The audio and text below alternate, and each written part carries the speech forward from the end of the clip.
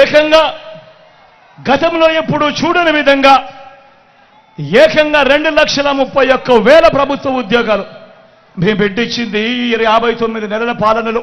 మన రాష్ట్రం వచ్చిన తర్వాత దశాబ్దాలుగా మీ బిడ్డ పాలన వచ్చే వరకు రాష్ట్రంలో 4 లక్షల ఉద్యోగాలుంటే మీ బిడ్డ ఈ 59 నెలల కాలంలోనే మరో 2,31,000 గత చరిత్రలో ఎప్పుడూ జరగని విధంగా ఈ 59 నెలల కాలంలో మీ బిడ్డ ఇచ్చిన ఉద్యోగాలు ఏకంగా మరో 2,31,000 ఉద్యోగాలు ఇచ్చాడు అని కూడా సగర్వంగా తెలియజేస్తా ఉన్నా.